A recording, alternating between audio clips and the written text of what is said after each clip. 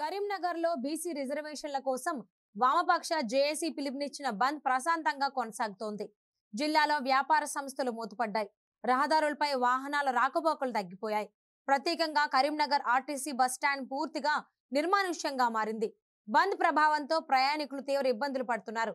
దీపావళి పండుగ నేపథ్యంలో సొంతూలకు వెళ్తున్న వారికి బస్సులు లేక తీవ్ర అవస్థలు పడుతున్నారు. ప్రయాణికులు గంటల తరబడి బస్సుల కోసం ఎదురు చూస్తున్నారు. దీనిపై మరింత సమాచారం మా ప్రతినిధి సంతోష్ అందిస్తారు. రిజర్వేషన్లు అమలులోకి తీసుకురావాలంటూ కూడా తెలంగాణ రాష్ట్రంలో వామపక్ష పార్టీలు ఇచ్చిన పిలుపు మేరకు జేఏసీ ఇచ్చిన పిలుపు మేరకు అయితే రాష్ట్రంలోని అన్ని జిల్లాల్లో కూడా నిరసన కార్యక్రమాలు చేపట్టారు. ఈ క్రమంలోనే ఉమ్మడి కరీంనగర్ జిల్లా వ్యాప్తంగా చూసుకున్నట్లయితే మాత్రం అన్ని ఆర్టీసీ బస్టాండ్లో కూడా బస్టాండ్లో నిర్మానుష పరిస్థితి అయితే ఏర్పడింది. ఎక్కడ బస్సులు అక్కడే నిలిచిపోవడంతో కూడా ప్రయాణికులు తీవ్ర ఇబ్బందులు అయితే ఎదుర్కొంటున్నారు. దీపావళి పండుగ సందర్భంగా కూడా 3 రోజులు సెలవులు రావడంతో అయితే తమ ప్రయాణాలు ముగించుకొని అంటే తమ గమ్యస్థానాలు చేరుకోవడానికి అయితే ప్రయాణికులు ఏర్పరచుకున్న ప్రయాణం కోసం అయితే ప్రయాణికులు తీవ్ర ఇబ్బందులు అయితే ఎదుర్కొంటున్నారు. ప్రస్తుతం మనం కరీంనగర్ కేంద్రంలో ఉన్నటువంటి బస్టాండ్ ప్రాంగణంలో ఉన్నాము. ఇక్కడ కొంతమంది ప్రయాణికులు అయితే బస్సుల కోసం వేచి చూస్తున్న పరిస్థితి. అయితే బస్సులు రాకపోవడంతో అయితే అంటే తమ గమ్యస్థానాలు చేరుకోవాల్సిన ప్రయాణికులు ఎక్కడికక్కడే కూర్చొని తీవ్ర ఇబ్బందులు ఎదుర్కొంటున్నారు. అమ్మ చెప్పండి, మీరు ఏ ఊరికి వెళ్ళాలి, అసలు ఇక్కడ ఎన్ని గంటలకు కూర్చున్నారు? 8:30కి వచ్చా. నర్సాపేట వెళ్ళాలి, ఆంధ్ర. 8 ఇంకా బస్సు రాలే. నర్సాపేట వెళ్ళాలి, ఆంధ్ర. 8:30కి వచ్చా, బస్సు రాలే. ఇంకా తెలియదు, తెలియకుండా వచ్చాము ఇక్కడికి. ఇంకా బస్సు రాపోయేసరికి ఇంక ఇక్కడే కూర్చొని సాయంత్రం దాకా అయినా ఇక్కడే కూర్చొని సాయంత్రం శ్రీశైలం బస్సుకైనా వెళ్ళాలి.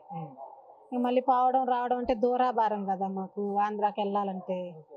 అందుకని ఇంక వచ్చి ఇక్కడే కూర్చుని ఉదయం బయలుదేరి ఇక్కడికి వచ్చాక మనకు తెలిసింది బంద్ అని. ఇక్కడే కూర్చుని 10 దాకా చూద్దాము.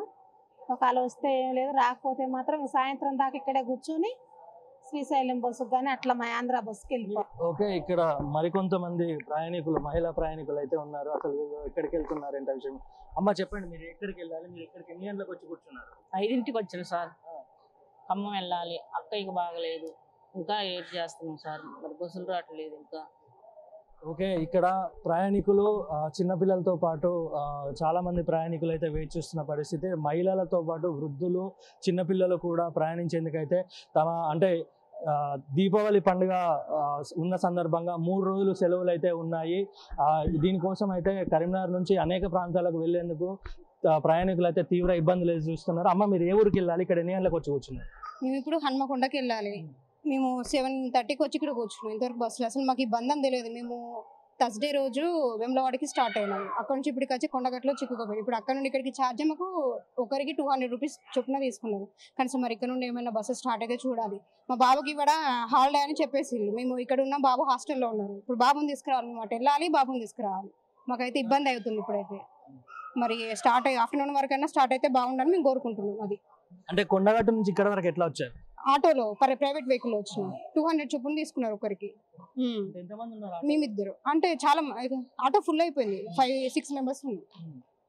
అక్కడ వరకు వచ్చేసినాం. అక్కడ నుండి ఇక్కడికి వచ్చినాం. ఇక మళ్ళీ ఇక్కడ నుండి ఇప్పుడు వరంగల్ వెళ్ళాలంటే ఒకరికి 600 to 500 అంటున్నారు వాళ్ళు. వెహికల్స్ కార్స్లో. అదే ఆఫ్టర్నూన్ అయితే స్టార్ట్ అయితే బాగుండని మా రిక్వెస్ట్ ఇదైతే. ఓకే, చాలా మంది ప్రయాణికులు అయితే ఇబ్బంది పడుతున్న పరిస్థితి. కరీంనగర్ కేంద్రం, ఉమ్మడి కరీంనగర్ జిల్లా వ్యాప్తంగా కూడా బస్సులు ఆర్టీసీ బస్టాండ్లో ఎక్కడ బస్సులు అక్కడే నిలిచిపోవడంతో అయితే ఒక ప్రాంతం నుంచి మరొక ప్రాంతానికి చేరుకోవాల్సిన ప్రయాణికులు తీవ్ర ఇబ్బందులు ఎదుర్కొంటున్నారు. ప్రైవేటు వాహనాల్లో ప్రయాణించాలంటే అధిక డబ్బులు వసూలు చేస్తున్నారన్న విషయం అయితే ప్రయాణికులు స్పష్టం చేస్తున్న పరిస్థితి. కొండగట్టు నుంచి కరీంనగర్ చేరుకోవాలంటేనే ఒకరికి 200 రూపాయలు ఛార్జ్ చేస్తున్నారు. కరీంనగర్ నుండి హనుమకొండకు వెళ్లేందుకైతే ప్రైవేటు వాహనాల్లో 600 రూపాయలు వసూలు చేస్తున్నారు. అధికంగా డబ్బులు వసూలు చేస్తున్నారు ప్రైవేటు వాళ్ళు. వీరిపై అయితే కఠిన చర్యలు తీసుకోవాలి. అంతేకాదు, కనీసం మధ్యాహ్నం వరకైనా ఈ బంద్ విరమించుకొని ఈ ఆర్టీసీ బస్సులు ప్రారంభించాలని అయితే ప్రయాణికులు కోరుకుంటున్న పరిస్థితి. కెమెరామెన్ శ్రవణ్తో reporter Santosh Kumar, 4 Sides TV, Karimnagar నుంచి.